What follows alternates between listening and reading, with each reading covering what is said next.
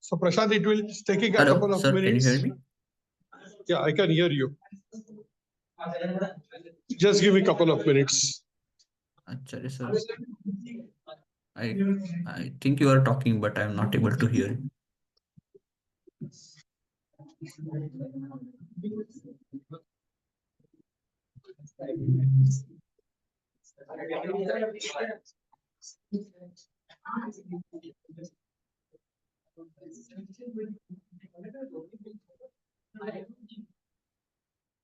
Hello sir hello मला ऐकू नाही येत आहे काय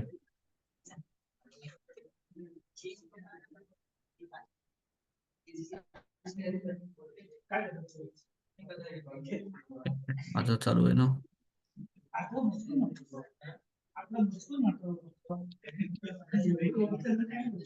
हा आता मला ऐकू येत आहे okay yes you are able to hear me sir I can hear you. Okay okay very good आणि मुलं आली ओके ओके मी चालू करतो 2 मिनिटात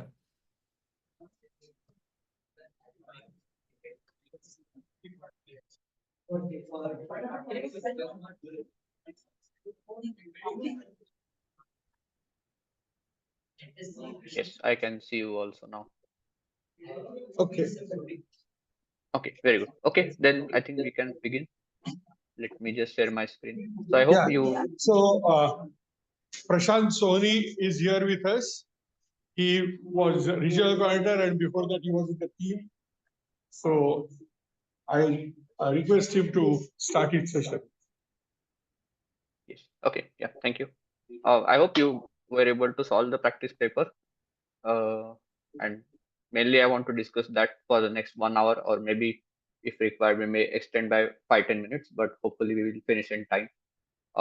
First question, anybody who already know these questions? Because I did not create this paper originally. I took this question from some source. So it is possible that some of you have already seen this question before. Anybody who has already seen this question? Nobody? Okay. Then I'm successful, because my goal was that, otherwise if there's a question which you already know, then what is the point of the practice? So I will tell you the source of the questions at the end. Okay. I will not start with that, but it is a very interesting source, which maybe I can imagine that you did not consider this as a potential source for problem solving. But once you realize that, you can, because this question all students have all the time, that I want more practice, more problems for solving. So then this will be a very useful place to find that material. Okay. But anyway, let us start with the paper. Anybody has any preference that which questions you found easy, which you found difficult? Which was the question which everybody was able to solve? Anybody?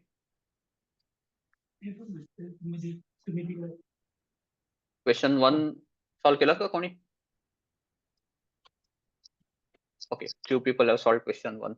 What about question 2? Question 2, 9. Question 2 was the, okay. Okay, then question 3. Okay, many of you have solved. Question 4, the geometry one. Okay, again few. Question 5. Okay, and question 6. I think question 6 was definitely a bit harder than others, but okay, good. So at least somebody has tried each question somewhere or the other. So we will discuss it. Okay, I will use Zoom whiteboard to draw. I hope you can see my whiteboard.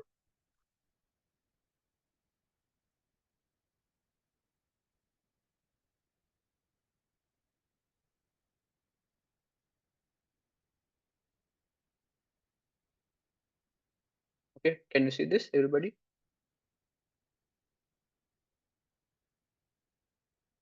Okay, so then let me go question by question.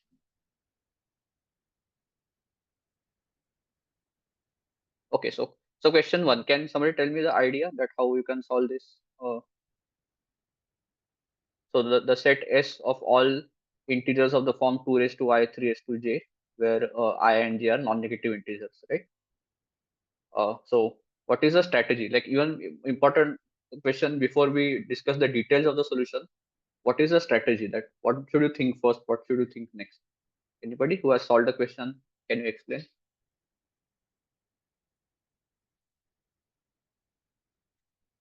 Yes, go ahead.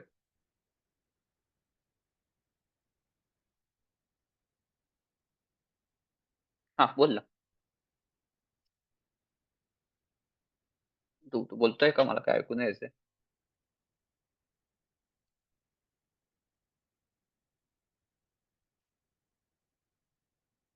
Hello.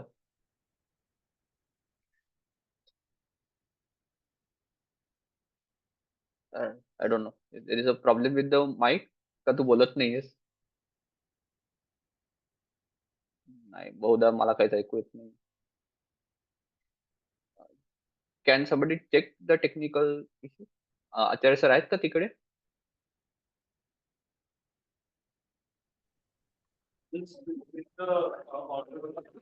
हा, Sir. आता yes, I can hear you.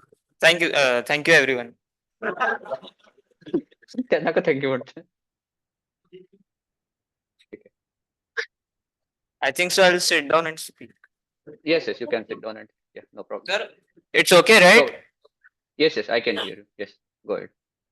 Uh, okay, sir. So, sir, first I considered the case where 2 to the power I into 3 to the power j into q was multiplied, where I and j are, well, some integers.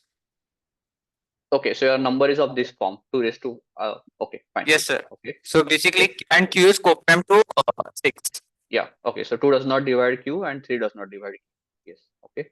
So, sir, suppose q is expressible, like in the sense that it can be written as.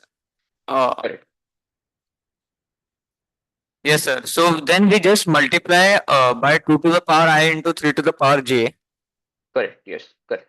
to get elements which do not divide other elements. Yeah. No two elements divide each other, and all the elements belong to one set. That set 2 to the power I into Correct. 3 to the power j. Yes. So Correct. that works out. So we only really need to consider the case where q is coprime to 6. Correct. So, sir, in this case, we consider the highest power of 3, which is less than q. Yes. Correct. Yes, sir. So, sir, when we subtract 3 to the power k from q, we get an even number. Correct. And that even number must have even a1, a2, dot, dot, dot, ak, because we multiplied it as in case 1. Correct. Yes. Correct. So then, sir, q is equal to 3 to the power k plus 2a1 dot, dot, dot, 2ak. Correct. And even in this case, none of the even numbers will divide 3 to the power k, and these numbers do not divide each other as per the definition given earlier, like assuming correct. that number is expressible. Yes. And correct. moreover, all of them are belonging to the same set, to the set S. So by Yes, induction, we are done. Yes. Yes. Considering some base cases, 1, 2, 3, 4, 5, you can take. Yeah. 1, 2, 3, 4, 2 plus 3. 4 is 2 squared. That's. Yes. Yes. Yeah. Okay. I think this is a good explanation. Everybody has followed this, and maybe most of you must have done the same thing, right? Whoever has solved this question. What Anybody if has 3 to the k divides AR? What if 3 divides AR? But see, each term here is of the form 2 into something, right? So the thing is, so I mean, to complete the proof, really what you need to establish is that every term of the form 2 into 3 raised to I and 3 raised to k, none of these can divide each other. So it is obvious that 3 raised to, I mean, the second term cannot divide the first term because this is even and this is odd. But the reverse can happen, right? Can 3 raised to k divide 2 into 3 raised to I? So why will this not happen? Sir, because I is less than k. I is less than k, right? That's all. So I mean, if you mention all those things, then the proof is complete, right? Sir, I forgot to mention this. So how many marks will go? I mean, now generally speaking, the marking scheme is decided by a team of, committee decides that. One person does not decide that. But maybe 20% marks you might lose, 20-25%, not more than that. Yeah, because the Thank more you, sir. important thing about this kind of question is breaking down the strategy. That so the first thing Yes. is that we are applying induction. We are able to separate the cases where so I mean, in fact, this case one, you don't even need this to be so powerful. You can just make the case as the number is odd or even. Just that much of a split is also sufficient, right? Because if Yes. the argument that you posted on the right only requires the fact that 2 does not divide q. So the whether a q is co-prime with 3 or not doesn't even matter in this argument. So even just odd even case was sufficient to solve this problem. Yes, sir. True. Yes. Okay. Anybody who has a very different proof than this or just some variation of this? Anybody? It's kind of a variation of this, but like you write the number in base 3, Okay. and if So there's let an us say even that. number of ones, then you divide Okay. by 2, and like until it becomes odd. And if there is an odd number of ones, then you subtract 1 from the first digit. Okay. If you subtract 1 from the first digit, okay, then effectively again you are subtracting 3 raised to k. So yeah, I Yeah. mean, yeah, in a way. Okay. Yeah, fair enough. Yeah, no problem. Okay, but yeah, I think more than this, there is not much to discuss in this kind of a question. But one thing I always suggest all the students to do is the after you solve this question, when you go home, think more about this question, that how can you make some variations out of this. Try to create your own version, like some generalization, make some small changes to the problem. Like, is there anything special about 2 and 3? Why will the same thing not work for maybe somebody would ask the same question? What about 2 raised to I 5 raised to j? Or 3 raised to I 5 raised to j. So this is like a infinite family of problems which can be asked. So just for curiosity, first thing, just to you should have this curiosity that what is so special about 2 and 3. And then in that process you are going to build your own problem solving skills. The technique that you used here may or may not generalize to higher numbers, and in that case you may require some new theory to be learned and things like that. Okay, so for all of these reasons, it is highly encouraged to uh, continue to think about the problem even after the exam is over. Okay, so that is, I will emphasize that. Okay, if nothing else, then let's go to the next question. Question 2. uh, so So question 2 was about the points in the plane such that the area is 1. So firstly, what is the value of k? So anybody who has solved the question, can somebody tell me? A equals 4. Yes, k equal to 4 is the correct answer. Okay. So what is what is the strategy? How do we come to this answer? So first we prove the upper bound that k cannot be greater than k does not have to be greater than 4. So we consider any set of points as Mhm. So okay, how do we prove that? we consider a set of points as and we take A, B, C such that Sorry, okay, I think there is a problem with the network audio. Can you repeat? the triangle ABC such that the area is maximum. Okay, so the triangle which has the maximum area. Okay, fine. So let us say this triangle ABC has the maximum area. Okay, then And then we construct the triangle with where the sides where A, B, and C are the midpoints of the sides. yes, yeah, correct. So if I draw parallel line to BC through A and like that. So firstly, we are choosing ABC as 3 of the points of S where the area of ABC is the maximum. And when that maximum is less than 1, which the question guarantees to us, then we construct this triangle by, drawing parallel sides through the opposite points. And so we get this new triangle. So this is our triangle XYZ, right? And so we can claim that all the entire set Z has to lie inside this XYZ. Why? Because if a point is outside this XYZ, what will happen? Suppose a point is here, for example. Then you see that if I join this point to my B and C, right? Then because this point is farther than A, the area of this triangle PBC will be greater than ABC, which is a contradiction, right? And so like that, I mean, the whole plane is divided into these multiple regions. But in each region, you will find that some or the other, this condition is violated, that you don't get the ABC as the maximum area triangle. So therefore, it is guaranteed that inside this XYZ, all the points has to lie. Okay. So therefore, what we have proved is that k equal to 4 is sufficient uh, to solve that problem. Suffices.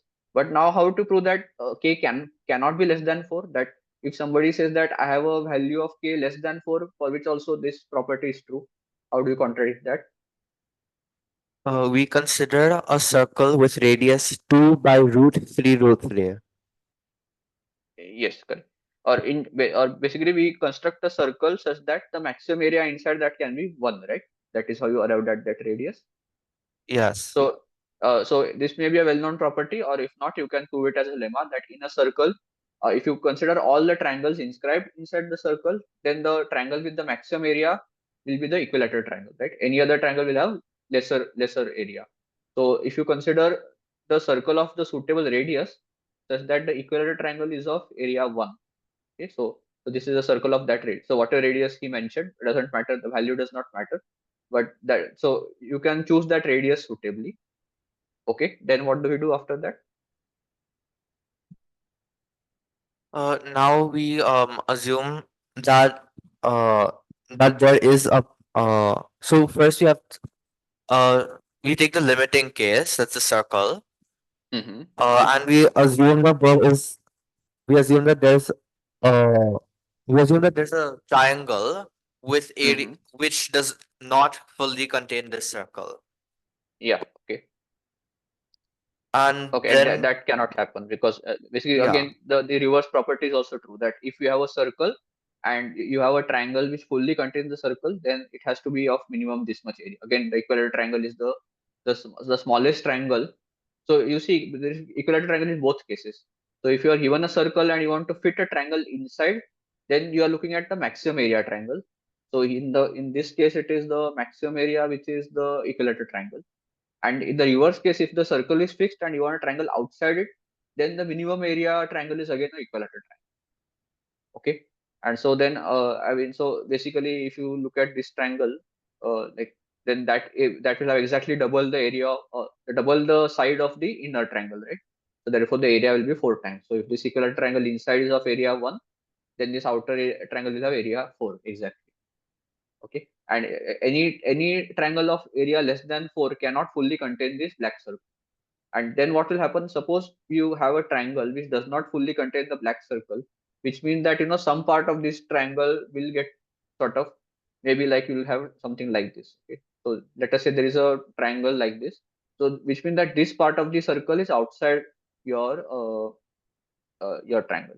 Then you can suitably choose 3 points like this, like one over here, one over here, one over here, and such that this triangle has the property that we just mentioned, that the area is at most 1. So therefore, that will give you the contradiction. Okay. Or there is a simpler way to do it also. So I mean, this works definitely. You can, so whatever we did on the left hand side, right? We can use the same argument directly also. So this is like a homework problem for you. That suppose I have 4 points in this configuration. Okay. Take two equilateral triangles of area 1. Okay. So this is a equilateral triangle of area 1 and another equilateral triangle of area 1. Okay, and they are joined like this. So I am going to use these 4 points as my set in S, right? So these points A, B, C, D are my set S. Okay, and here you can cross check that any three of these 4 points you combine, the area of the triangle is 1, right? ABC, ADC, even this ABD and CBD, they will also have area 1. And now try to construct a triangle which contains this ABCD, and you can prove it through some geometry, like some cases that, like, no matter which triangle you try to draw which contains this rhombus basically, so no matter how you try to construct that triangle outside this one, the area of this has to be at least 4, so it cannot go below 4. So this could be a much more straightforward way to prove the same thing. Okay. Yeah. Okay, but yeah, when both of these are valid. So but the important, again, the strategy which should enable these ideas is the choosing the maximum area triangle. Okay, so So if you have already done some combinatorics, you must be knowing these things like what is called extremal principle. Okay, so which means choose the minimum or the maximum of a given quantity, and you must have already done some problem solving of this kind, or if not, the problem solving book by Arthur Angel that has a full chapter dedicated to extremal principle. Okay, so yeah, you can study from there. Okay, any other questions about this one? No. Okay, then we'll go to the next problem. I'll just wait for 1 minute if you want to copy any.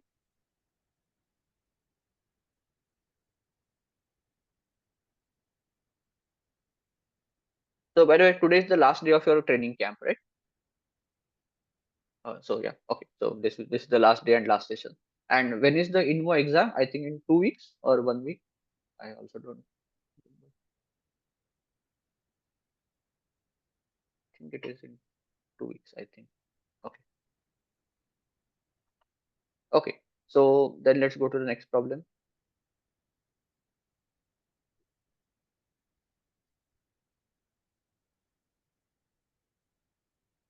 So next problem is.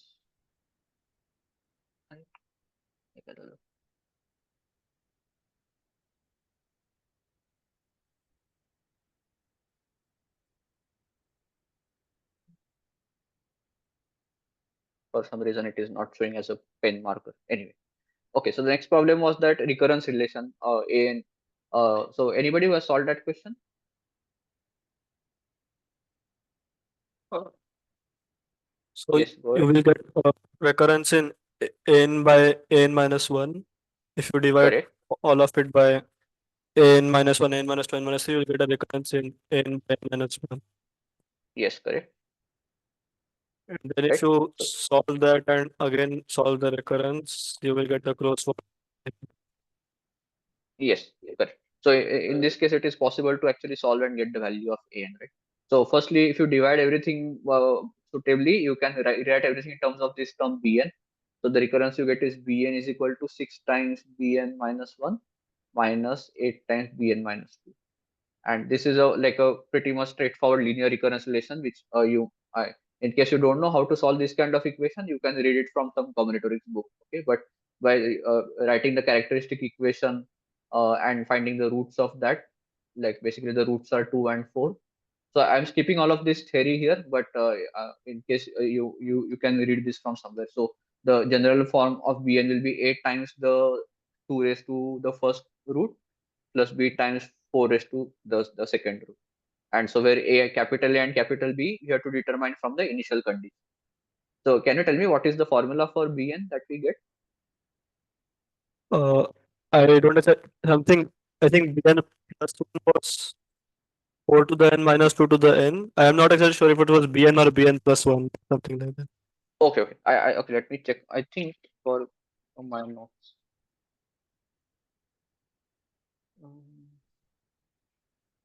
Okay, I think so. The bn I got was, yeah, I got 4 raised to n minus 1 minus 2 raised to n minus. And so this is the ratio of an and an minus. And so basically what this means that an will be just the product of these kind of terms, right? Like an is equal to an minus into n minus 1 into n minus 2. So this kind of telescopic uh, product can be done all the way to a1, and a1 is 1, right? And so basically if you just multiply all these brackets together, and whether we can factorize this as 2 raised to n minus 1 times 2 raised to n minus 1 minus 1, right? So if I combine this whole thing, what I'm going to get, first I'm going to get 2 raised to the sum of n minus 1, n minus 2 all the way up to 1, right? So it is n minus 1 times n by 2. And into the remaining bracket will be just the product of all these kind of terms, right? 2 raised to n minus 1 minus 1, or 2 raised to n minus 2 minus 1, all the way up to 2 raised to 1 minus 1. Okay, so this is the closed form of an that we are getting. Okay, then what do we do after this? So like you can just trivially show that V2 is V2 of the RHS is greater than V2 of n, because like the power of 2 is too large and like 2 to the n is greater than Yes, n. correct. And Yes, for other primes, if VP of n is k, so you just take so that 2 to the phi of p to the k minus 1 is divisible by p to the k, so p to the k factors occur on RHS. Yes, correct. So basically, so what I want to prove is, so first I would try to prove that n is an integer, so that part is done. This is clear in an integer. Now I want to prove that n divides n, right? So n can be of the form like some 2 raised to k.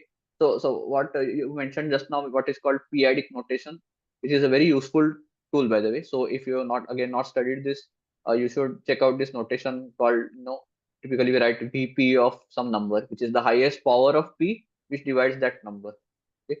But even without using that notation, if I just write n is equal to 2 raised to k times some odd number, okay, so 2 raised to n times q, let's say, for example, so where q is odd, and so I need to prove that this 2 raised to k into q divides the RHS, right? This part. So here clearly the 2 raised to k will be much smaller than this power of 2, so I don't need to worry about the 2, right? So I just need to prove that the q will divide this whole product on the right, and that follows very trivially from Euler's theorem, right? Because what Euler's theorem guarantees is that because q is odd, which means q is co-prime with 2, right? So therefore, 2 raised to phi of q is congruent to 1 mod q. Okay, and phi of q is just going to be one of these numbers, right? I mean, this n minus 1, n minus 2, in this list somewhere phi of q will also be there. So which means that q divides 2 raised to phi of q minus 1. So if 2 divides any one term, it is obviously going to divide the whole product, right? So therefore, I mean, that part again will be trivially completed. Okay, so I think that the last part was not that difficult. Maybe just solving this recurrence relation, first step, even before doing anything, just noticing that converting this equation into this ratio an upon n minus 1 makes it something very nice. And you know what is the hint that when I was solving this problem, what was the hint that brought this to my attention, that this is the approach to be taken? Just noticing that these are very standard coefficient, right? 1, 6, 8. Like you must have solved this quadratic how many number of times in school? X square minus 6x plus 8 equal to 0. It is like a visually immediately you can see this quadratic and factorize it in your mind. So that should be a hint that okay, I need to go in that direction somehow, and then you start to do some trial and error. Okay, so paying attention to these small hints is very important. Okay, because I honestly, after that, once you know you have to convert this into this ratio, everything else is just standard theory, which I think many of you must already be very well versed with. Okay, any other comments about this question?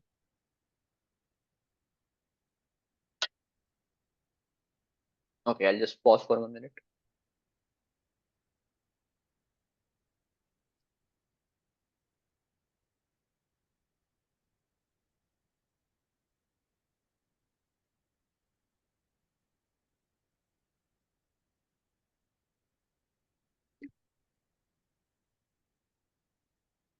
Okay, then let's go to the next question.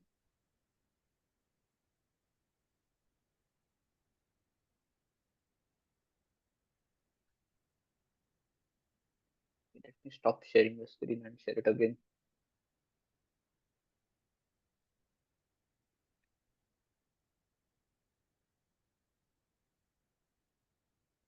Okay, so question 4 is the geometry one. Uh, Anybody who solved this question?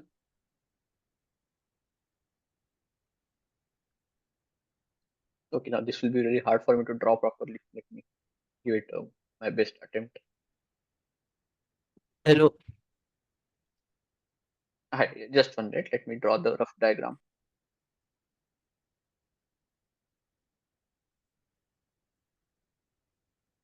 It's a very rough diagram. So ABC triangle. D is a point on the angle bisector.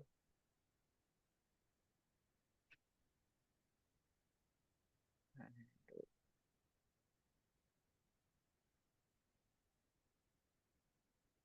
oh, sorry. This was D and this was E.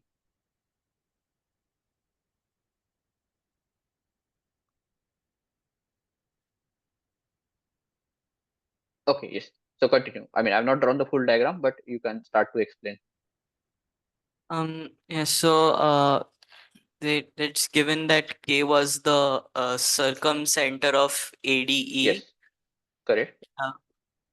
And then I'll let the intersection point of perpendicular bisector of BC and EK be G dash.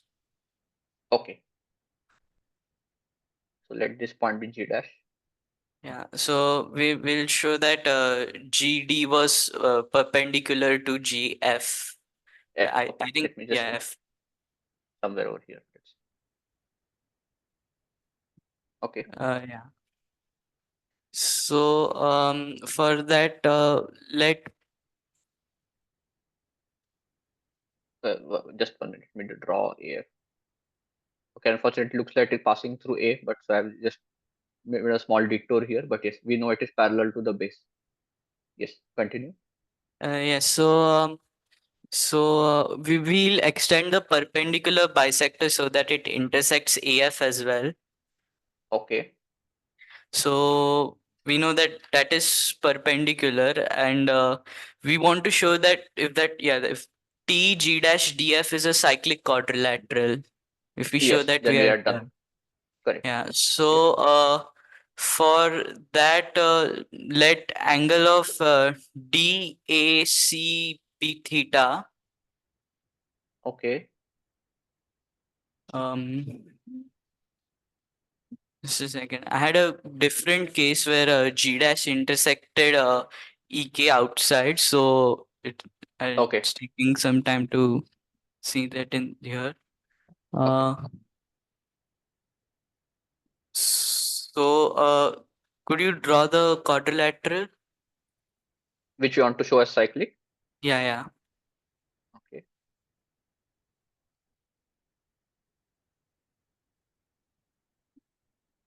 And so remember Yes. the point F is on the circle. So A, E, D, F are cyclics. I have not drawn that Cyclic. circle. Yes, yes. So maybe take name angle AED as phi. A, E, D. Okay. Yeah. Okay. So we want to show that, so if that point is L, the intersection of perpendicular bisector and the circle, This one, right? the yeah. So we will show that ELG dash D is also cyclic. Okay. So we're going to prove that E, L, G dash D cyclic. Okay. Yeah, so that is equivalent to the problem Mhm. statement. Okay. Uh, so at that angle wait uh yeah, angle G dash E, just a second. Mhm. Uh, uh, Yeah, I think what you are interested in this angle, right? If I join DE, right, then yeah. I think it is easy to track this angle and show it is equal to this angle. At least that is the proof which I was able to pursue. Is that something Yeah, along yeah. your approach also? Yes, because fundamentally what is happening, so this angle EDF is supplementary to angle EAF, right? Is that the idea? But what I'm confused is that here you have taken G dash on this line EK, whereas in my problem it was given perpendicular. So how are you going to use the fact that G dash is on EK? Yeah, so we know angle KED, because so if we Yes, correct. so if we take yeah, we had assumed DAC is theta, and so Theta. that's Therefore, the center angle DKE will be no, sorry, we are assume DAC as theta. No, should we assume DAE as theta? I don't know. we can take it's theta plus a by 2. Oh yes, Uh, okay, fine. Yes, okay. yeah, So DAC is DA, theta, so therefore DAE is theta plus a by 2. Correct. yeah, and so KED is 90 minus theta minus a by 2. Yes, correct. So DAE is inscribed in this pink circle. So therefore the central angle DKE will be twice of that. and therefore again, each half will be again equal to the same angle, and then you take the complement of that. So therefore you will get angle KED is 90 minus that theta minus a by 2. Okay. And wait, just a sec. Yeah. So angle ACD we can calculate as B minus theta, because angle ADC is 180 minus B. Yes, ADC is 180 minus B, correct. So and DAC is theta. DS, So DS is theta, correct. For yeah, ACD so is, B minus theta. yes, okay, So it is also equal to ALD, correct. and ALT is B minus C by 2. ALT ALT. is B, yes, correct. Yeah, So that we we'll can get from, yes, okay. yeah. So we can calculate TLD, Yes, and TLT, which is G dash LD. And so basically what we are able to show is that this angle is equal to this angle. yes. Yeah, correct. Okay, so therefore we are able to show that G dash ELD is cyclic. And how does that lead to what we want? So that angle yeah. So angle AED is 180 minus angle ELD, which is equal to 180 minus angle LG dash D. Yes, correct. So AED is equal to TG dash D, Yes, correct. and we know that angle AFD, so hence TFD is 180 minus AED, so that quadrilateral is cyclic. Okay, yes, yeah, okay. So basically we are two cyclic quadrilaterals here. So AEDF is cyclic by definition, and now because this red angle is also equal to this red angle, which makes this also cyclic quadrilateral, which is what we wanted to prove, right? Therefore this angle is 90, and therefore the angle opposite that is also 90. Okay, yeah, I think this is a fair approach. I mean, I think we could have also done this without. So here we changed the problem because the original problem was for G, not for G dash. But so I think my solution is pretty much the same. Just I go from the reverse direction. That I start with the assumption that this is a 90-degree, and because this is a 90-degree, I'm able to compute this angle. So let me just write my proof briefly. So for the moment, let us take a different approach. So let me erase this G dash, and let us say we don't know whether these points are collinear. Okay, so like what is given in the question, that this is just the point G such that this angle is 90 degrees. Then what we can write is, yeah, okay. So again, I want to highlight the strategy that, when you have a problem like this with many properties given, this is definitely one of the linear problems, right? Like in geometry, you have two kinds of problems. One problem where not a lot of information is given, and another problem where too much information is given. So this is little bit on the other side, where you need to think and plan that which information I want to use in which context, right? So here, so my assumption is that this angle is 90 degrees just as given, and so my interest is in to calculate angle GDE, and I want to show that this is equal to angle GLE. Okay, so if I show that these two angles are equal, then after that everything else is the same as what you did. So just calculating GDE was the critical point for me. And so the strategy is always you go from more complex object to less complex objects, right? So in the sort of dependency chain, right? So we started for triangle ABC, then from that we constructed point D and E were arbitrary. So D and E were chosen independently. But then using these points, sort of F was a derived point and G was a further derived point. So always our focus is to go from the derived information to the more fundamental information, right? So I want to get rid of these extra points like F, K, G. If I can get rid of them, that will be ideal. So how do we get rid of them? So for example, I observe that so because these lines are parallel, right? This line AF is parallel to the base. So therefore the the angles which are equal.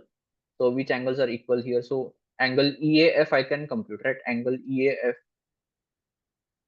will be the alternate angle to angle, like if I just label this point something temporarily, APB. And APB is a standard angle. It is just the angle bisector. So it is A by 2 plus C, right? And A by 2 plus C also occurs somewhere else in the diagram. It is actually ACL is also A by 2 plus C, right? Okay, so this was the sort of the starting anchor, that angle EAF is the same as angle ACL, because what that is establishing, there are two cyclic quadrilaterals here, like and we have corresponding angles between them, right?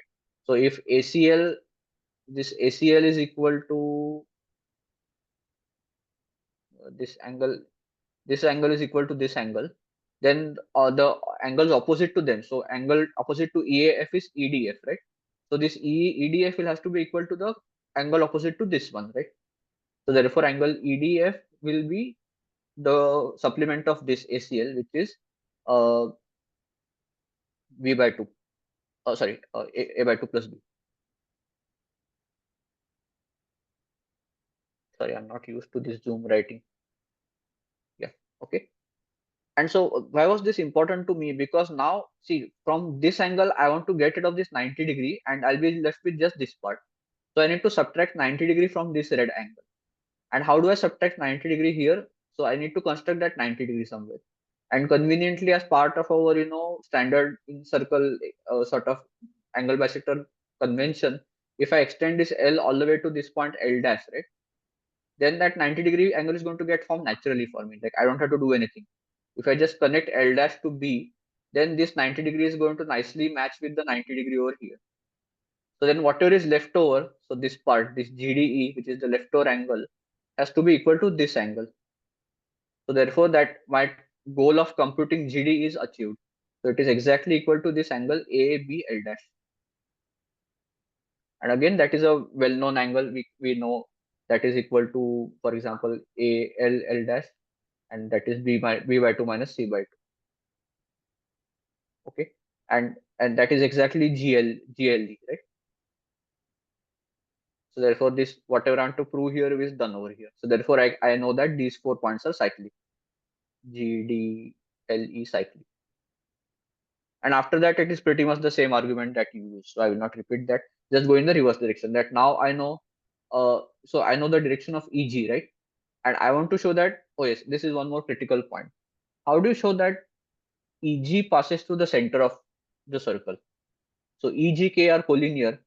How do you, nicely rearrange that information? So of course, using angle chasing, you can do it, right? So like basically what you did here, you compute the central angle and do it that way.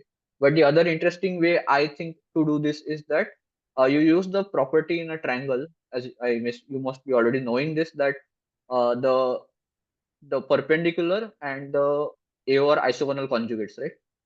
So like if I want to treat this as purely as a ray, like I don't care where, see in this diagram, do I really care where the point K is in the plane, as long as it is on this ray? So I only care about the angle formed by this ray at the base point. So the absolute position of the K doesn't really matter. So in that interpretation, my thoughts go to this property, that the perpendicular and the AO are isogonal conjugates. So if I want to prove that this ray passes through the center, I just need to show that these base angles are equal, right? And that can be done easily over here. So for example, here, let me use a different color. So if I join AD, right? And if I drop a perpendicular from E to AD, then I just need to show that this angle is equal to this angle. Okay.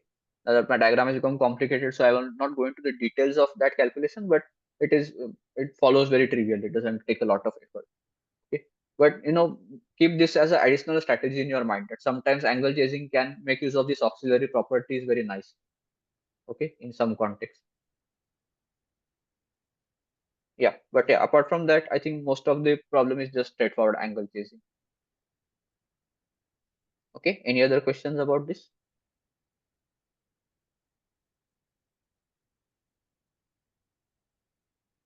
Sir, I actually had a solution using spiral similarity.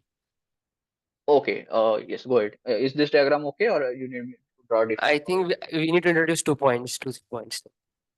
New diagram would be Okay, better. okay, let me draw a new diagram then.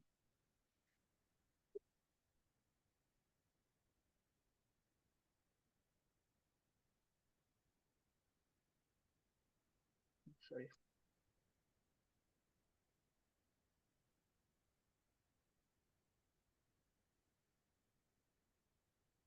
वाह, चांगला आला circle.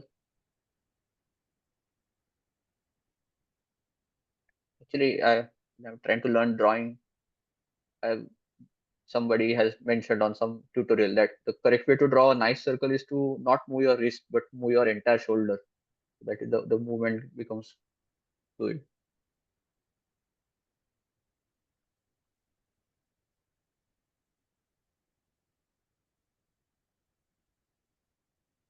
Okay, yes, go ahead. So, what is the solution?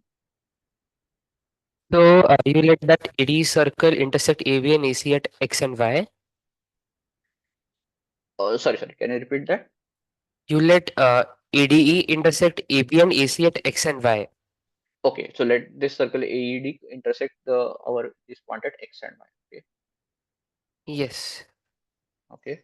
And so since angle EA, like AE is the angle bisector of angle XEY, you have AX equal to EY.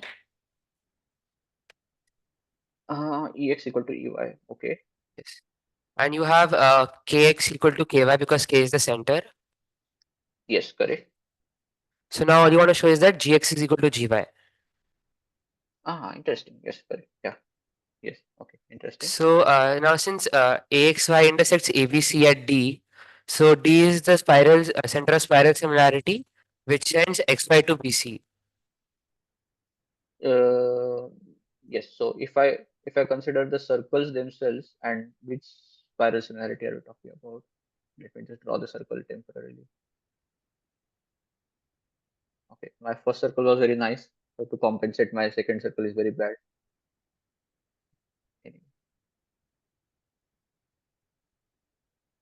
Yes. So I mean, yeah. Before we proceed, I mean, just to for everybody's attention. So whenever two circles intersect, you get lots of spiral similarity sort of possibilities unlocked, especially when through the same point of intersection A, right? We have so many lines passing, and so everywhere they cut both the circles, you get these pairs of potential spiral similarities. And lot of that can follow from just normal angle chasing also, if you don't want to use the spiral similarity. But yes, so you are saying that if I use D as the center of spiral similarity, then I can take XY into BC, right? Yes. So basically, triangle DXY is similar to triangle DBC, and that establishes the spiral similarity. Yes, continue. Yeah. So now you like if so you since GX is equal to GY and XY maps to BC, you just want to show that the image of G, that is G dash, lies on the perpendicular bisector of BC. Yes, correct. So I mean, this point G, which we want to show, is on the EK, which is the bisector of XY. So the image of G, if it is G dash, it has to lie on BC. Yes, okay. Yes. So let us say So X and now Y. so if now GG dash in so like so since by definition now G will send GY to uh, G dash C also because D is the spiral center. Yes, GD will become J dash D, correct? Yes. So now if GG dash intersection YK YC is equal to say J, then you want to show that G J YD is are collinear and then you would be done. Uh, if this intersection is J, can you repeat the last thing? What do we need to show? So now like showing the spiral similarity is equivalent to showing that G J YD is cyclic. Uh, okay, can you explain that to me? GJYD is cyclic. If GJYD is cyclic, then what will follow? Then like D sends GG dash to YC because spiral similarity. Okay. So if GG dash becomes YC, how does that prove that G dash lies on the perpendicular bisector? So like now we define like so instead of J like we define like J to be the intersection of perpendicular bisector and AC. So then that proves that G dash lies on the perpendicular bisector and you would be done. Okay. Let me then. So basically, I'm not defining G dash as the image of G. You are defining Is G dash differently. no, it's just like G dash is the image of G, but then I just consider the perpendicular bisector intersection AC. So if that is J, then and GJYD is cyclic, then you would be done. Okay. Just give me a minute. So yes, so now what to do? Like now last two constructions. You Mhm. let the perpendicular bisector intersect BC at L. Okay. So this point. Yes, also like GJ and L are equilinear because all three of them lie on the perpendicular bisector. Oh yes, yeah. I mean, my diagram doesn't show it, but yes, you are correct. GJL are collinear. Correct. And now you let FD intersect BC at Z. FD. Oh yes, we have not used FD at all. Yeah. Okay. So now since GDZ is 90 and GLC is 90, you have that GLZD is cyclic. Yeah. Okay. So these two angles are 90. Therefore, GD ZL are cyclic. Correct. Yes. So now you have that angle you have angle AYD. Mm-hmm. Now just two line angles is like you have AY AYD equals 180 minus AFD because of cyclic Yes. quadrilateral Correct. origin. Yes. And 180 minus AFD is FZL 180 minus FD. because Yes. AF is Yes. parallel to Correct. BC. Yeah. Because of parallel. Yes. Correct. And 180 and FZL is 180 minus LGD, and so you're done. Or Yes. Correct. JGD. So because FZL is because we are using this blue colored cyclic quadrilateral. So FZL will be 180 minus the angle opposite to this one, which is this one. Yes. Yes. Okay. And now you're done because now GJYD is cyclic. Yes. Okay. Yes. We just showed that AYD is equal to, so this angle AYD is the supplement of this angle. Therefore, this is a cyclic quadrilateral. Yeah. Okay. Fair enough. I think I understood most of the points, but it would be good for me to go back and revise this. But yeah, I think this is a good strategy. Definitely, it is suggested by the fact, as I said, that we have two intersecting circles and many lines passing through A, so that unlocks lots of possibilities. I was also trying something like this, but I was not able to correlate that with this parallel, like how to use the parallel line information. Yes, That so is where that's I why I got. tried to extend FD so that it would become Yeah. more accessible. Because you have the Yes. 90-degree condition, you get a cyclic quadrilateral. Yes. Yeah, makes sense. Yeah. Okay. Yeah. Very good. Any other solutions? J was intersection of perpendicular bisector and AC. Yes. Correct. I mean, so we want to, here in a diagram I showed GD dash and J collinear, but that is like what we need to prove. In fact, that is not given.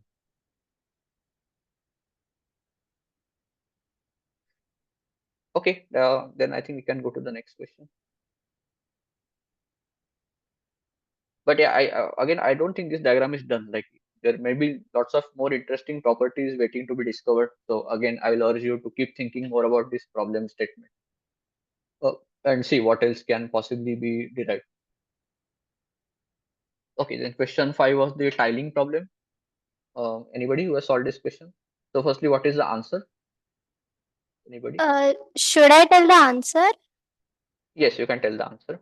I got m plus 1 into n plus 1 divided by 4.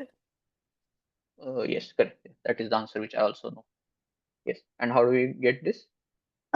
First, I took m to be I 2i plus 1 Okay. and n to be 2j plus 1. Okay. And okay, so basically, like 3x plus 4y is equal to mn. X. Where is X?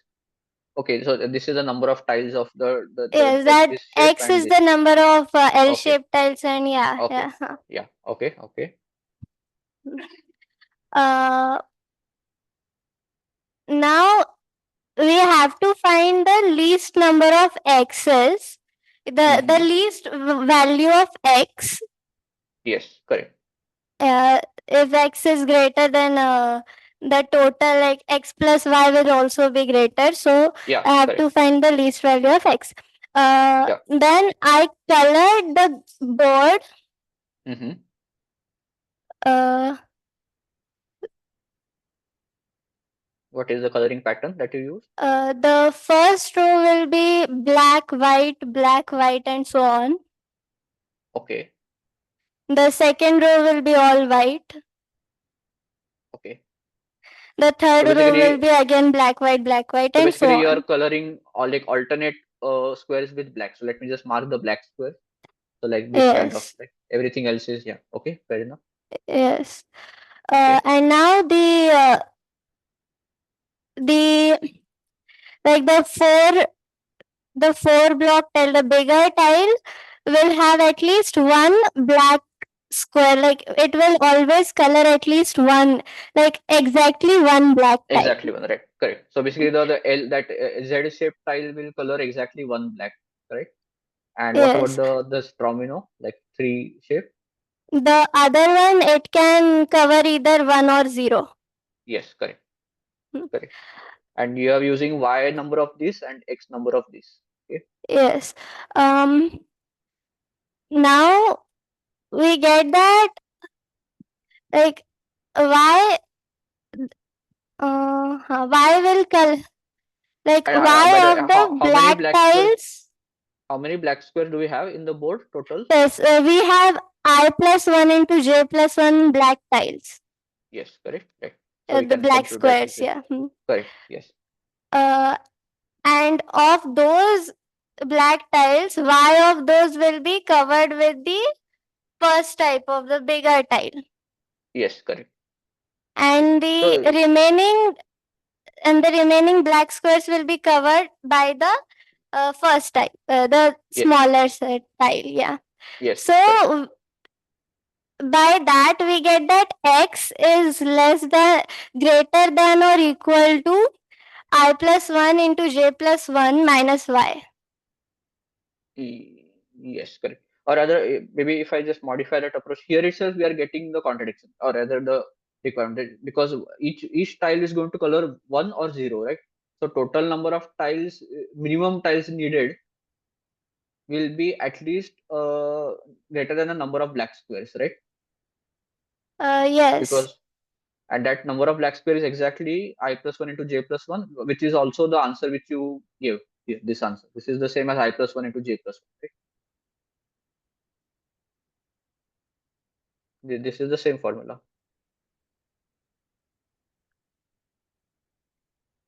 So I think that proves that we cannot go below this limit. That we have to use at least these many tiles to cover all the black square.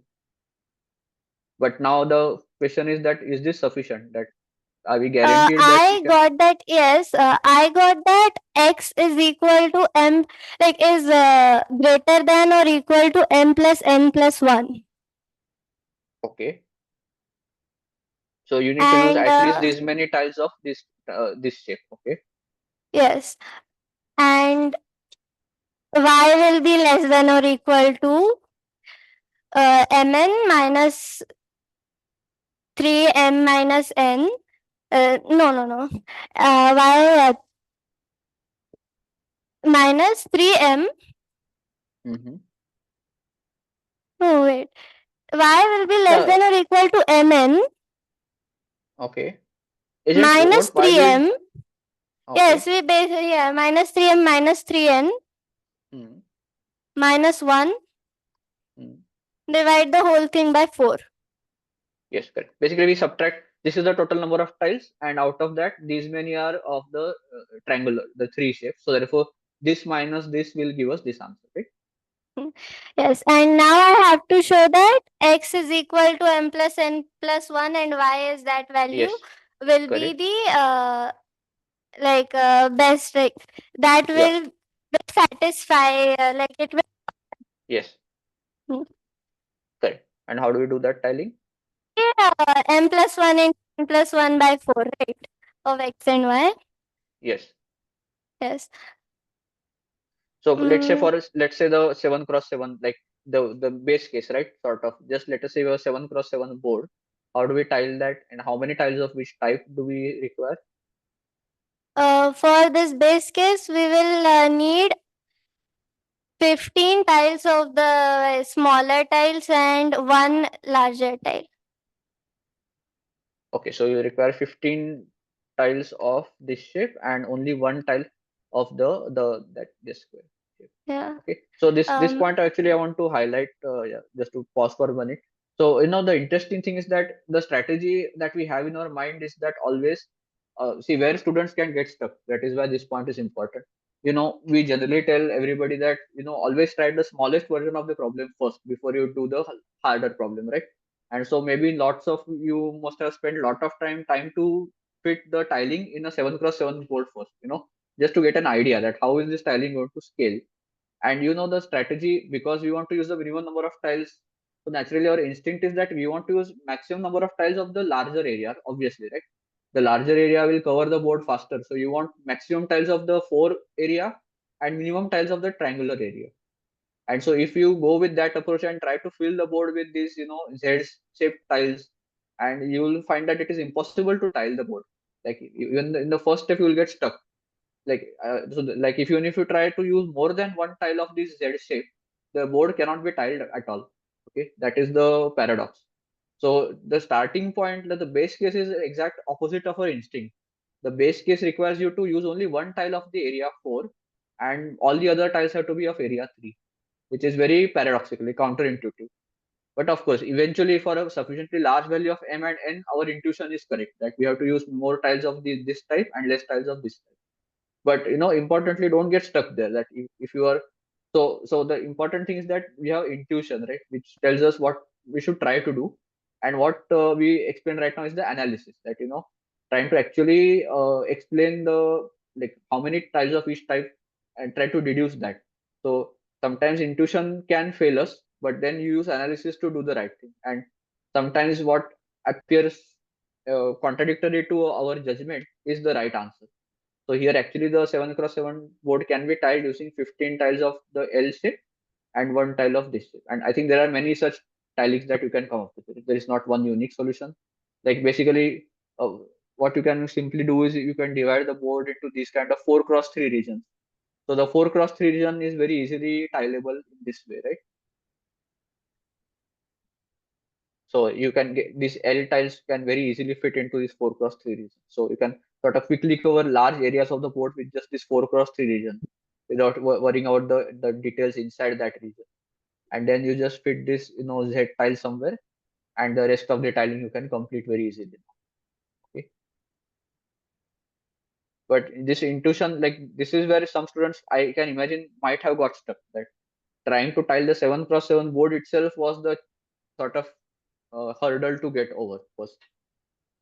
Okay. And also let me extend what was discussed just now by a little bit more. So here we tiled colored only one square black, right, and the rest all were white. I would So when I solved this problem, I did a much more, like, I don't know what to call it, more more descriptive coloring. So I in fact colored all the tiles with this red, yellow, green, blue pattern, standard kind of pattern. So red, yellow, green, blue, and I repeat this red, yellow, green, blue pattern everywhere.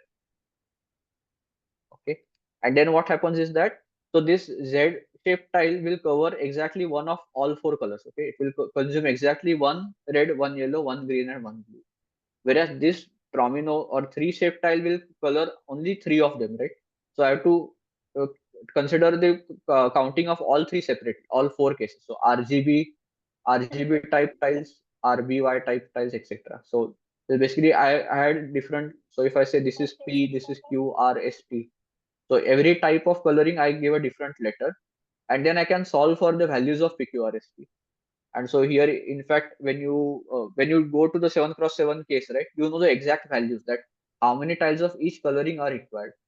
and then becomes it much easier to do the fitting of the 7 cross 7. Okay. And then from that, from 7 cross 7, generalizing to any m cross n is relatively easy, because then you can just keep padding the external part with this kind of very simple configuration, right? Just zigzag, zigzag. So now you want to use maximum number of tiles of the Z type, the zigzag type. So then you just fit the zigzag tile in all the middle part, and just the first and the last tile are these L-shaped tiles. So that this strategy can be easily used to generalize from 7 cross 7 to any m cross n. But before that, this was the important part. Okay, fair enough. Any questions about this problem or any other very different solution if anybody has? I think any solution has to be around coloring only. There is no other alternative.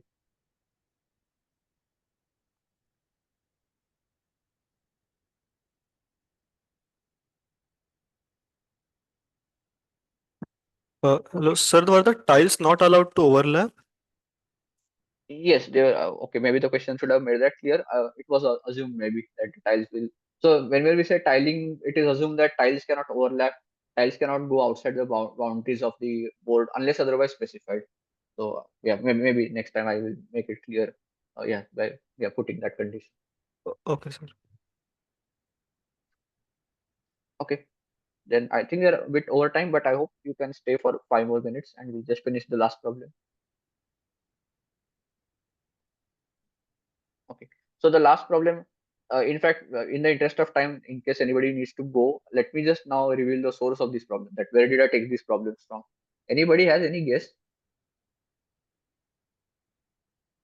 Anybody? Okay, so I took these problems from Putnam contest. So maybe some of you may already know this term Putnam contest. So these are, you can say, post Olympiad contests, because they use lots of non syllabus which is not part of Olympiad, like calculus is very regularly used in Putnam, group theory, calculus analysis, bit more advanced combinatorics. All that is there in Putnam contest. So typically, Olympiad students generally don't go to solve Putnam problems. But luckily for me, Putnam also has some easy problems like this, so I was able to pick them up and give them as practice to you. But yeah, in case you are also interested to solve some more advanced and interesting problems, especially if anybody of you is going to pursue your career in mathematics, you want to do your BSc or MSc in mathematics, then you are going to deal with a lot of undergraduate and graduate level maths topics. So then Putnam is the next sort of natural succession to Olympiads. Okay, so that is something definitely worth checking out. Okay, but anyway, so now let me go to the last problem. So the last problem was, except the geometry one, right? That geometry one, the question 4 that we did, that was not from Putna, that was from some different problems. But apart from geometry, all the other topics are pretty much well covered by Putna.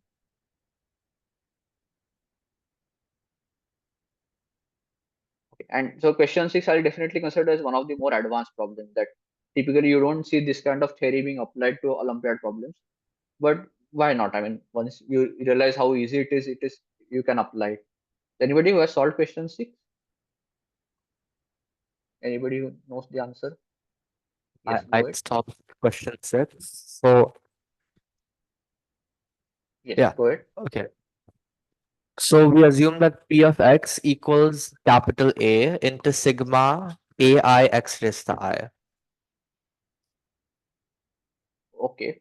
For and what is has capital degree A? M. Yeah, and we define AN to be 0, to be 1. AN equals 1. Okay, okay, yeah. Okay, so basically, yeah, okay, understood. Okay, And we define Q of X to be the same thing with B. okay.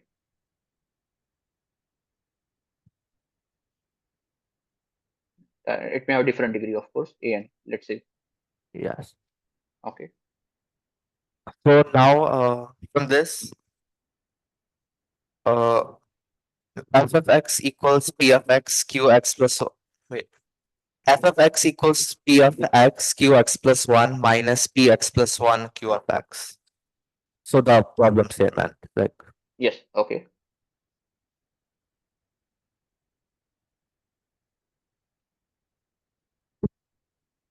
So which is equal to 1, right? Yes. Okay. So now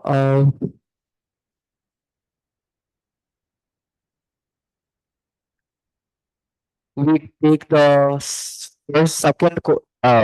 the coefficient of x raised to m plus n minus 1, Okay. and this is equal to the sum of the roots. So um, sigma alpha I. Okay. So let's say the roots of the first polynomial alpha and beta. But note that they can be Yeah. complex numbers, right? Because we don't know No, anything I about the didn't roots use of. complex. I assume them. Okay. I didn't use the Okay. values. So Okay. sigma Fine. alpha I plus sigma beta I minus 1, like beta I minus 1 is in brackets, Mm-hmm. is equal to sigma alpha I minus 1 plus sigma beta I. No, plus. No, sorry. Can you repeat that? How do we get this statement? Sigma alpha I. Look, so the p of x qx plus 1 is f of x, and the p of x plus 1 q of x is g of x. So f of x and g of x have Okay. So let the us call same this. sum of roots. Yes. Okay. Fair enough. Yes. Okay. Correct. And the Understood. roots of f of x are alpha I and beta I minus 1. Yes. Yes. Okay. And the roots of g of x are alpha I minus 1 and beta I. Yes. So Okay. sigma Fine. alpha I plus sigma beta I minus 1 is equal to sigma alpha I minus 1 sigma beta plus sigma beta I. Yes. So sigma Okay. alpha sigma beta I cancel out. We get m is equal to n. So p of x and q of x have the same degree. Yes. Okay. Yes. Okay.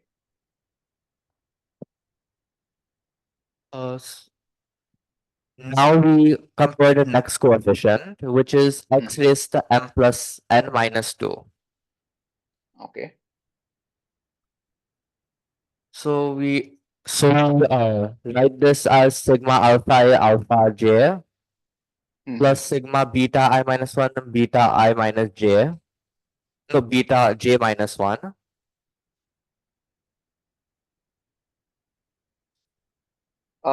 So that will be sigma of alpha into beta I minus 1, right? On the left hand side.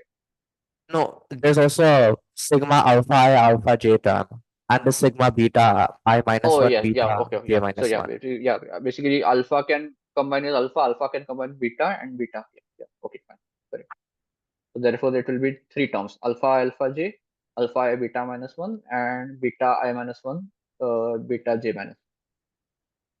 So when you expand this, Yes, first, when you expand this and you equate it to the right hand side, you yes. get alpha sigma alpha I equals sigma beta I. Okay, I see. Interesting. So you prove by induction that Mm-hmm. strong induction that sigma alpha I. Okay, so sigma alpha I equals sigma beta I means that in P of x and Q of x, an is Mm-hmm. equal to bn. A and yes, correct. A1 is equal to B1, right? I mean basically sigma No, alpha I an is the sum minus of. 1 equals bn minus 1. Okay, why? No Okay. subscript, like Oh, sorry. Yeah, yeah. Okay, yeah. A n minus one equal to b n minus one. Yes, correct. Yeah, second last coefficient will also be equal. Okay. yes. So we prove by strong induction that if an equals an minus 1 equals bn minus 1 until aj equals bj, then aj minus 1 equals bj minus 1, where j Okay. is not for all the greater than or equal to 2. So the conclusion is that the polynomials are identical. Is that what you're saying? No, we prove that the polynomials are identical except for capital A, capital B, and for Yes, correct. Oh, yes, A, fair enough. So basically, yeah, apart from the leading coefficient, everything else has to be the same. Yes, fair enough. Okay. not the leading coefficient, the Yeah, multiplication. not yeah. I mean, after you pull out the leading coefficient, whatever is left, that only polynomial has to be identical. Yes. Yes. Okay. So therefore now we can write probably P of X is capital A times some polynomial. If you want to say it is R of X, and Q of X is also capital B times R of X, like that. And so Yeah. finally what happens? So first we have P of X by A is equal to A naught plus sigma I equals 1 to n AIX raised to I. Uh, Actually, the word audio was lost for a minute. Can you repeat that? P of X equals A naught Mm-hmm. plus A into Okay. sigma I equals 1 to m 1 to n of AIX X raised to I. Okay, so basically you separate the constant term away, and everything else will be x times another polynomial. That what you're writing? Yeah, so like R of X. A R of X.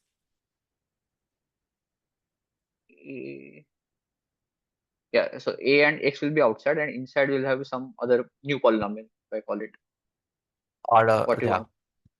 R of X. Okay. And we do the same thing for Q. Q is equal to B naught plus Mhm. BX into R of X. Yeah, okay.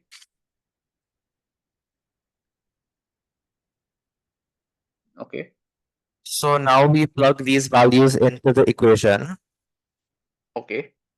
setting X is equal to 0. So Okay, we so at get x equal P to of 0. 0, Mhm. P of 0, Q of 1 minus P of 1, Q of 0 equals to 1. Yes, okay. So like we get AB, A Mhm. naught, Mhm. AB into A naught, B naught plus B R of X. Uh, Wait, if your capital B is pulled outside as a common. No. So R of X, B naught plus Yeah, R of X yes, correct. minus AB B naught into A naught plus R of X is equal to R of 1, not R of X, R of 1 is equal to 1. Yes, correct. So A naught minus B naught equals 1 by AB R of 1, which is constant, some constant. Uh, Wait, here, can you again repeat what we do at the end? So in fact, here I see that A naught, B naught, this is going to cancel, right? When I expand the Yeah, bracket. So yeah, okay. A So I'm naught going B to naught just going to get, cancels. yes, if I write on the here, I'm going to get A naught R of X minus B naught R of X is equal to 1. Yes, okay.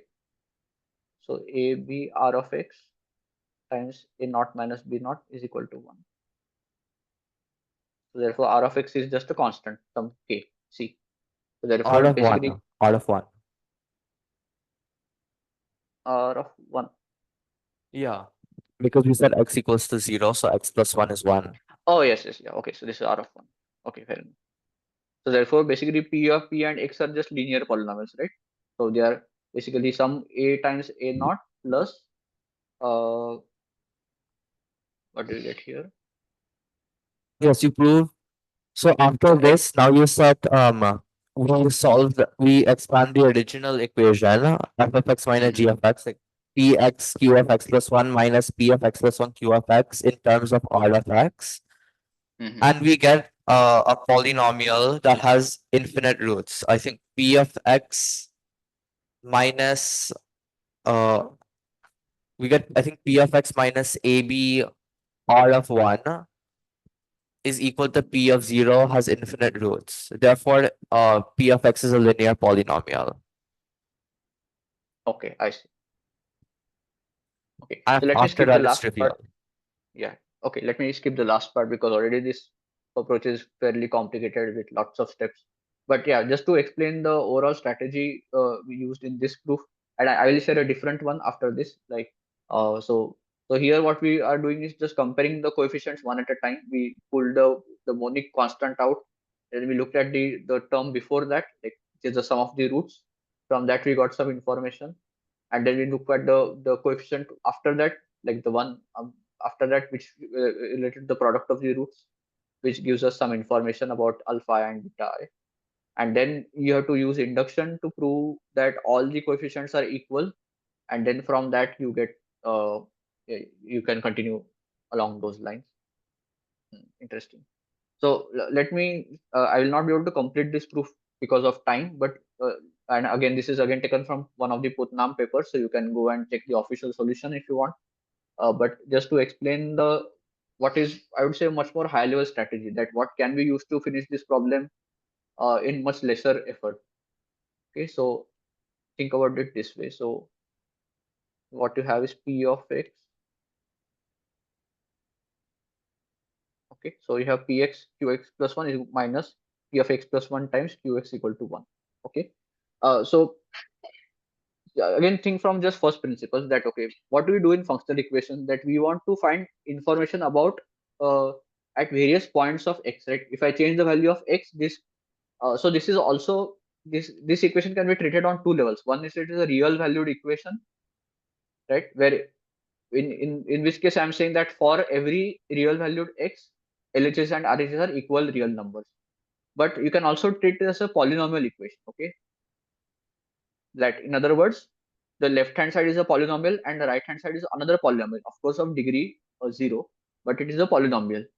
So you can think of this equation on these two different levels. Okay, and this is very important because now suppose I do in the first kind of real valued interpretation, I will just replace x with x minus 1, right, to get a different equation.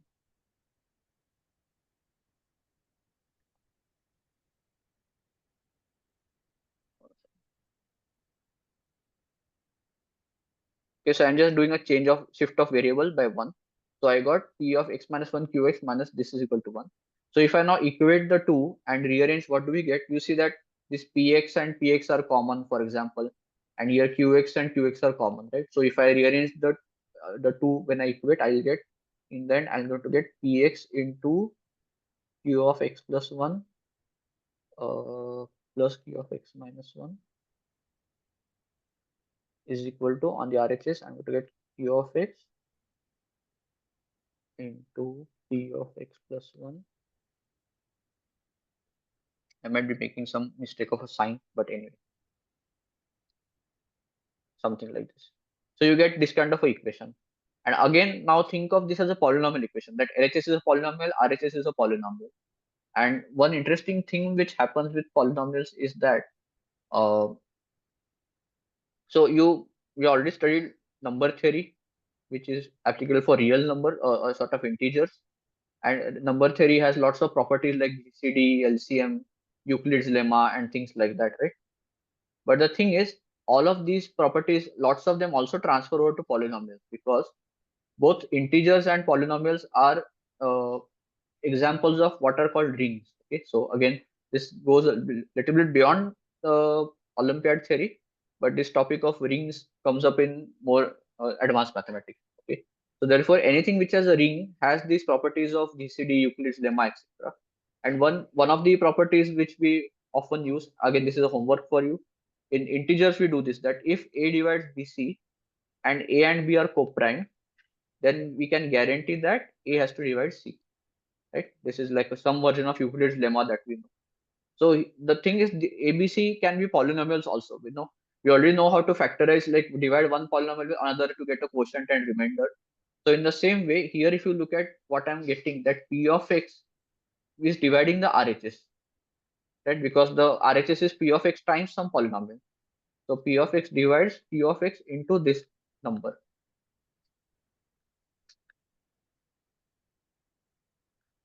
Okay, and then P of X and Q of X are co-prime. Why are they co-prime? Because if there is some factor, if some common polynomial Rx divides both P of X and Q of X, then it has to divide the linear combinations also. And if you see, the original equation makes it clear that if that linear combination has to divide 1 also. So this R of X cannot, no such polynomial of degree greater than 0 can exist. So therefore, basically P of x and Q of x are co-prime, and therefore what I can say is P of x divides this term. Okay, and then if you look at just the leading coefficient, right? If P of x is some a of n, x raised to n, etc., and then if you compare the coefficient that LHS has a n x raised to n and RHS has 2 times a n x raised to n. So therefore, what it has to follow is that this is actually 2 times the P of x. So therefore, P of x plus 1 plus P of x minus 1 has to be 2 times P of x. Okay. And now if I rearrange this, I'm just going to get P of x plus 1 minus P of x is equal to P of x minus P of x minus 1, which means that, basically you are getting that the difference between consecutive terms is constant for all x. Again, see, I'm now switching back to the real valued interpretation, that now this is not a polynomial equation, it is a statement about real numbers. So you see how switching back and forth between a polynomial mode of thinking and real valued thinking can give you lots of insights. And now at this point, now it is very trivial to show that this only the linear equation will have this kind of trend, right? Where the difference between consecutive terms is the same no matter how large x becomes. And so therefore you can show that p and x are both linear polynomials, okay, of the form ax plus b and cx plus d, where I think ad minus bc is 1. Okay, so this is how the problem can be done. So definitely, like, this is a much more advanced way. Like, we don't think of GCD Euclid's lemma as polynomial properties, but it happens to be true. And so if you become an expert in polynomials, there is a very famous author, Barbeau, who has written a very large book on polynomials. I think you'll find it in the Springer publication section of Pratishthan, which will go into a lot of this theory if you are interested. Okay. But anyway, I think that we are already significantly over time, so we have to stop now. But I hope that this problem solving practice gave you some exposure to how INMO has to be approached. You whatever time you have, you use that to solve more and more problems. Always solve the problems in two ways. One, using like sort of time practice, like it is an exam paper, and after that is over, solve the same problem again with unlimited time. Okay, just to check how your theory is. Okay, I think that's all from me. Anything else you want to ask? Else, yeah, that's all.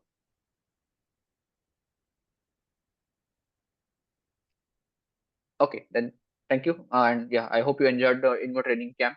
See you next time.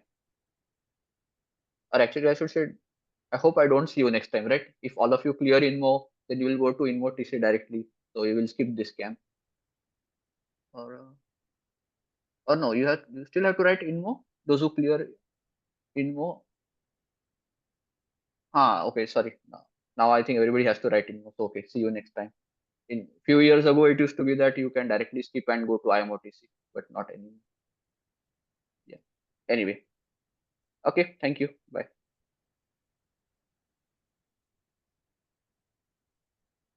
Is anybody there? Acharya sir or Vikas Jadhav sir?